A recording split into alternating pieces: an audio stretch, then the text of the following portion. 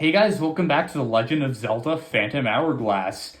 Last time, we traversed the fog to the northwestern sea and arrived here on the Isle of Gust, where the next spirit is. This time, we'll be taking on dungeon number 2, the Temple of Wind. We're finally inside, Link. Looks like we won't escape sudden gusts inside the temple either. Be careful. This dungeon, as you can guess, is themed around wind. We have these wind geysers that we want to watch out for because they'll be blowing out wind in a pattern, otherwise we'll fall into the gap. And just like outside, we want to be careful with how we throw bombs. We can technically use our boomerang, but we have to hit those two switches at exactly the same time for it to register. Otherwise, they'll just shut off really quickly, like in the fraction of a microsecond, maybe. Actually, let me show that off real quick. Yeah, just like that. Let's walk around the bomb flowers because I don't want to accidentally detonate it, because that would be really stupid. And here, we want to push the block in front of the statue so you can get around it. And actually, we don't need the block anymore since we hit the switch. And that's all hearts. Anyway, we can make our way across a bridge. On this plateau, there's nothing of note. There are some choo-choos. A door we can open by touching. And just some more vases. Of course, we have to slay them all, as they're the real ultimate evil of the Zelda franchise. That switch allows us to get back to the entry hall quickly.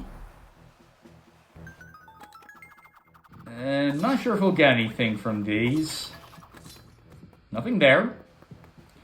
Now we have to carefully cross this bridge above the abyss. And once again, I want to draw attention to this architecture here. I really love the style of the arches we have and the swirl patterns. I'm not entirely sure where the style draws from. I want to say it looks Arabian, but I'm not 100% positive about that. But I know I've seen this style of architecture somewhere before, especially with those really colorful patterns with the alternating orange and blue. It has to draw from somewhere, but I'm not sure exactly where it would be. Here we have our voice crack. We have ropes again. Hey, this is me from the future butting in to explain myself here. I realized I never actually said it aloud, but these snake enemies aren't called snakes, they're called ropes. Why are they called ropes, you ask? Well, hell if I know. Anyway, back to the video.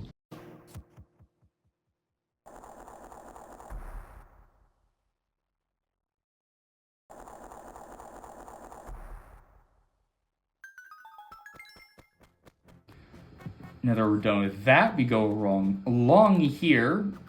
And now I'm just pronouncing things wrong. Get a bunch of rupees and some hearts.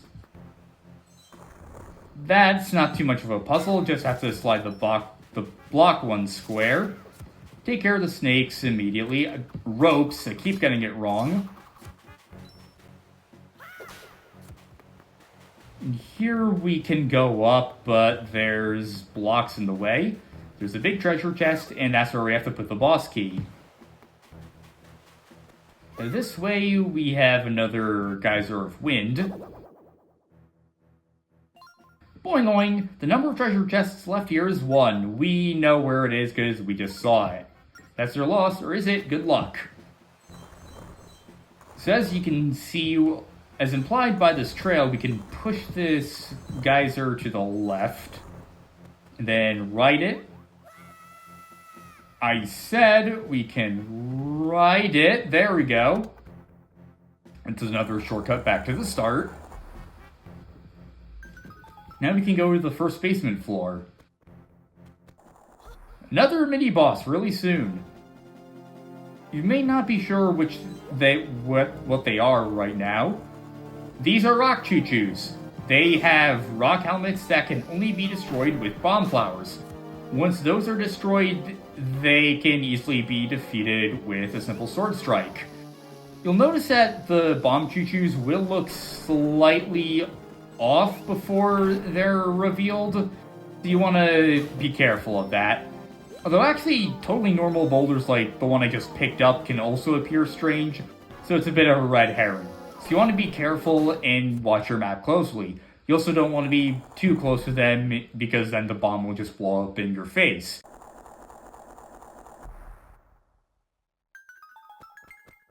Let's restore our health, pick up the rupee, and be on our way. In this room, a simple swirl attack will take care of those choo-choos. Now we're in a pretty wide open area with quite a bit of Maneblins to take care of. Nothing we could do there. No, I want to... No, I'm trying to attack this guy. Thank you. He's down. When two wings flutter, the door will swing wide. We have a windmill there. And there's some jars on top of those tall platforms.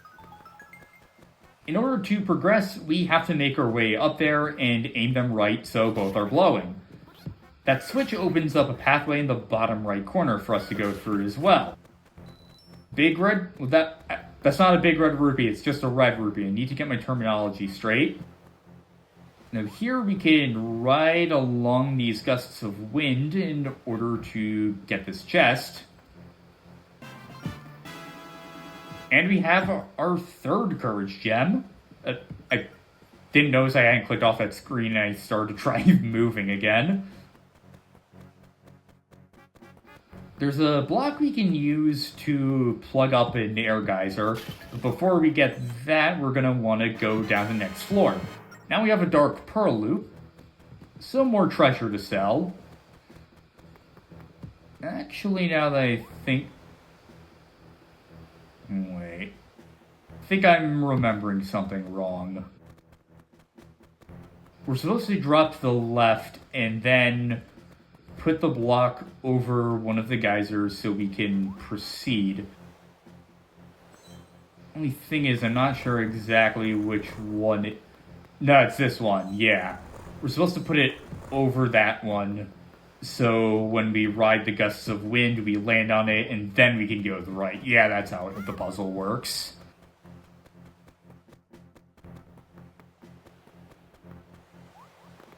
I'm not sure how that worked, but it worked, and that's really what's important. Nothing around here, so let's go down to the second basement floor. I see a torch. That means we'll probably have to find a way to light it, I think. I don't see any sources of fire. Boing boing. Number of treasure chests left here is 2. No thanks. That's your loss, or is it? Good luck. Just some hearts and a rupee. And here we have more of these guys. When we're on the stony areas, they won't be able to track us, so they're basically safe spots. Respect silence and tread quietly, or else you'll rouse the slumberer. When all the pillars of wind rise, the doors will open. Let's mark them down. So we want to reach these areas and then dig them up in order to progress.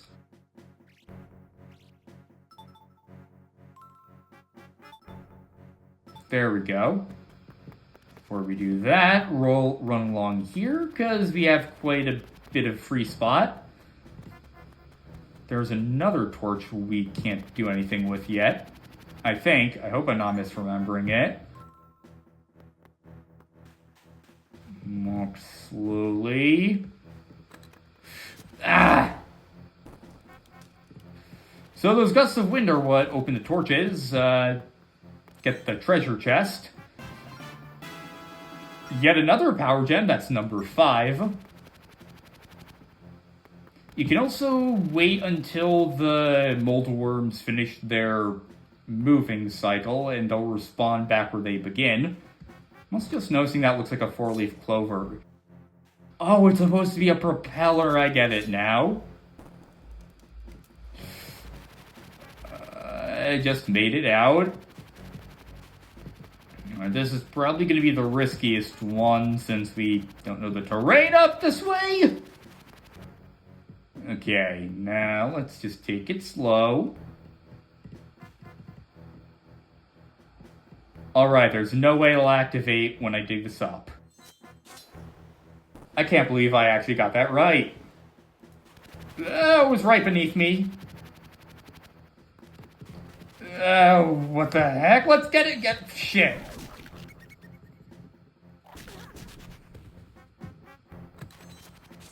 He even picks up the sound of us moving just even a step.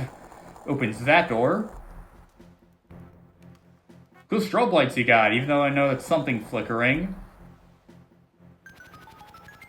Run away! Let's leave through here. And go back up to the first basement floor. Because that allows us to get one of the wind statues and blow it onto the propeller. Also be careful not to... You don't need to pause and show that to us. You already did it. I'm just so glad Zelda did go like, hey Link, look at that. I wonder what you're supposed to do here. Don't be like me and drop down like I usually do when I get to this spot. I don't know why this room in particular induces such bad brain farts in me, but it does. In order to get the other propeller, we have to run to the north side. I see the safe ground here. Yeah, I felt like tempting fate. And you'll notice there is a spot right here with a big green rupee. Can't write on this map. So we just wanted to keep that in mind for now. Pick up the bomb, drop it down.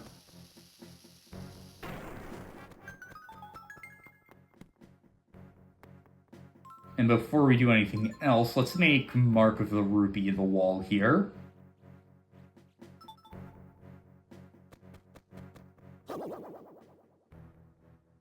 Boing boing, there are no treasure chests on this floor, so we've cleared this one out. What is the point of that? We know what the... I don't get why they did that. It's so redundant.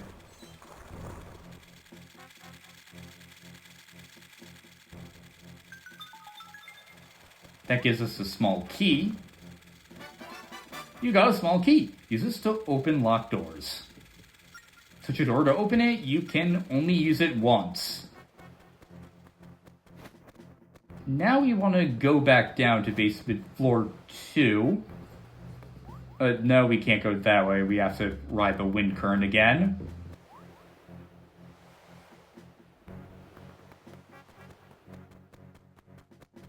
And I believe the next door is in the upper right-hand corner. And for the looks of it, it's where we'll get an item.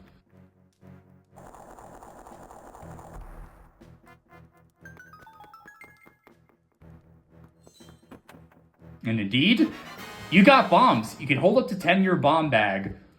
Finally, we can use them for free and don't have to worry about bomb flowers. And we can also take care of the mold worms. But more importantly, it allows us to gain access to some hidden areas. With that moldworm taken care of, we can also dig up the dirt here and see what we have here. Oh, it's just... Is that really just air? I guess they're just supposed to be red herrings, so... Yeah, no real point to that. Instead, we want to bust open those chambers. You can use your bombs to take care of the moldworms, but considering that they're unlimited supply, you want to be careful with them. Now, the first bomb we want to throw there. I guess that one can eat it instead. Yeah, I'll get the thing with my boomerang.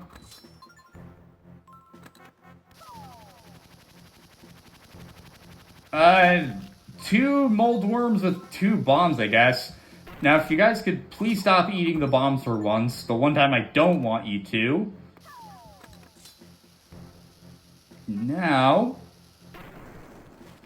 hidden chamber that's not immediately telegraphed, and you more or less have to deduce how to get it. You want to be on the lookout for spots like that throughout the adventure. Just escaped it. And there's another crack here, sort of hinting at what you're supposed to do to find the hidden big green rupee. Because this is really our path forward. Also, these jars will contain reusable bombs, or at least bomb refills, so you can also get them by breaking jars and defeating enemies like with rupees and hearts now. We have a full 10 bombs. And we can access this area. And I really like what this does. We can see a huge chain of bombs here, so we throw that down. Here are the Chichus. They all immediately blow up. I really love that.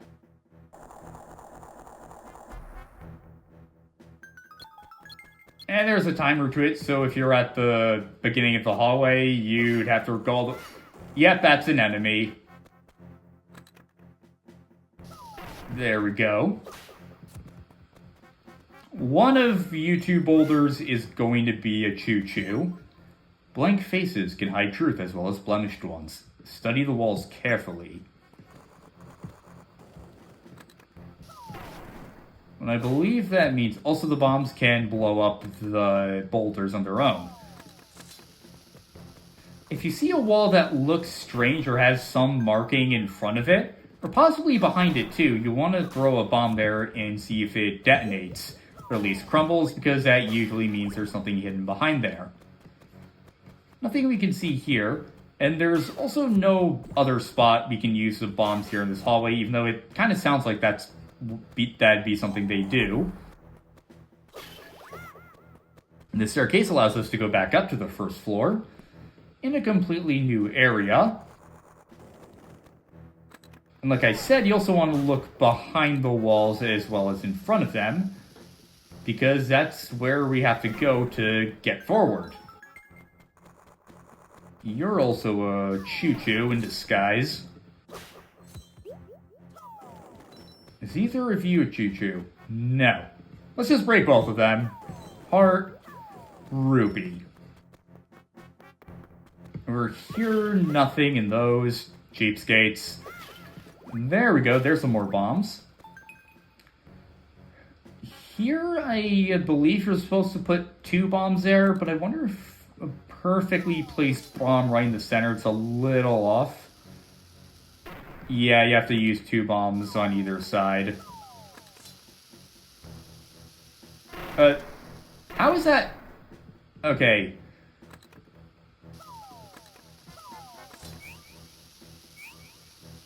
There we go. It's a place of 2 bombs there for it to be perfect. You found the boss key. It's a huge, heavy key. Tap close to yourself to set down, tap far away to throw it.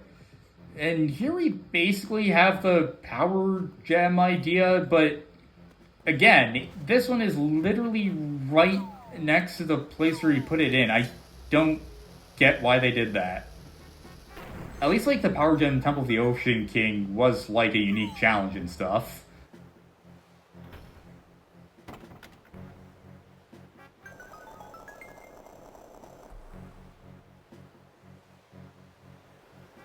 But the road to the boss is open now.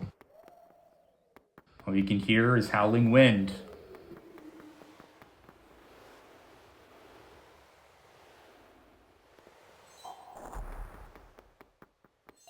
Step into the blue light to return to the temple's entrance. Once more, when we return to the temple's entrance, we can also step back into the blue light to come back here. I'm going to run back through the dungeon real quick just to make sure I didn't miss anything. To make a long story short, there was nothing I missed. So now that I'm positive we're safe, refill on bombs and hearts. And let's face off against the boss. This is such a cool looking room. And such a cool looking boss. Cyclok, Stirrer of Winds. Careful, that bloated beast can summon cyclones.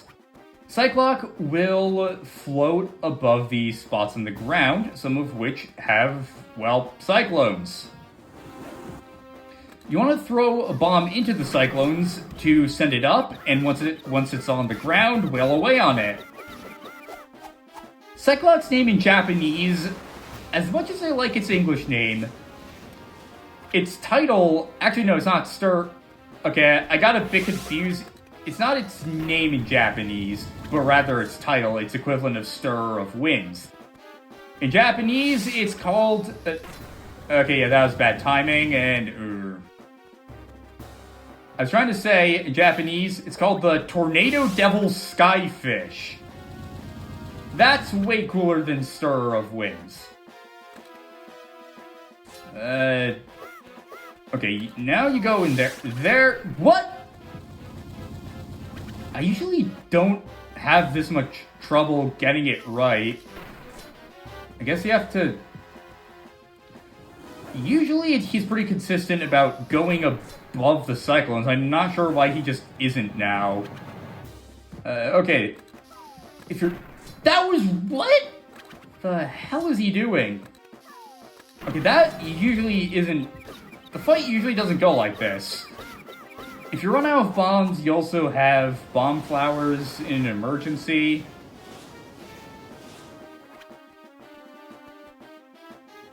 Okay. I don't... If your timing is tight enough with those cyclones, you actually can't get him. I didn't even realize I set off a bomb there. It's not a sentence I want to be saying in any other context. Oh boy, I'm gonna run over here to heal. I really need it. Okay. Now what are you gonna do? It's another cyclone. Alright. And now you've exposed yourself, Cyclok. Another fun fact is that his name in French is Palpatine, which is a direct reference to Emperor Palpatine from Star Wars. It's a really fun gag. There we go.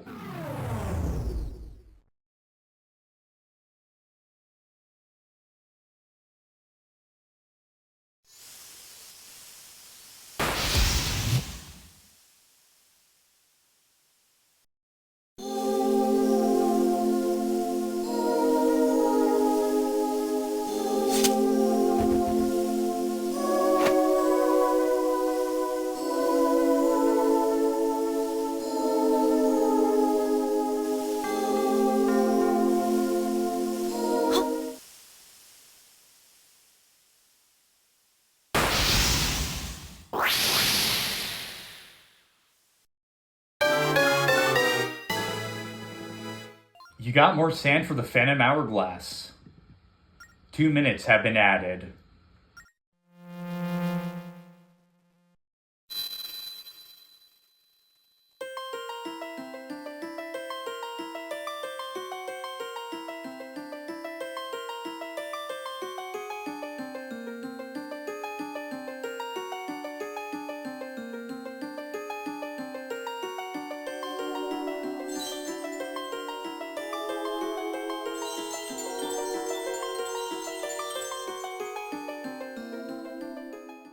I'm Neri, the Spirit of Wisdom.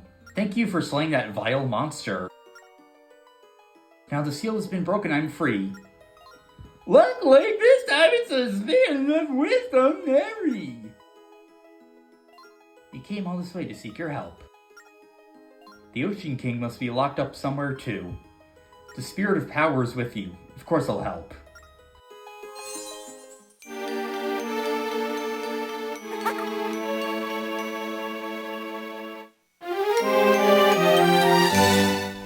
The Spirit of Wisdom, Neri, has joined your group. Find one more spirit to track down the ghost ship.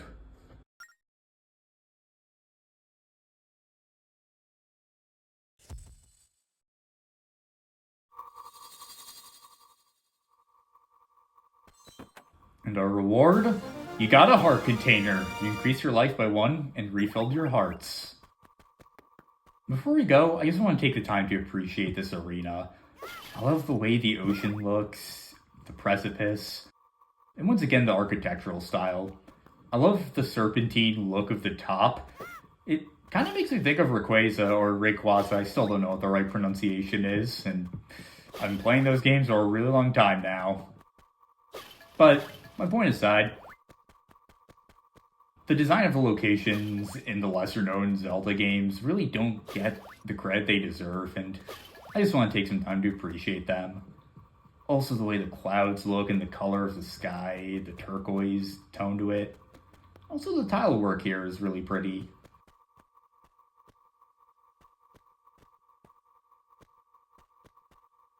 Next time on The Legend of Zelda Phantom Hourglass, we return to the surface and get started on finding the last spirit. See you guys next time.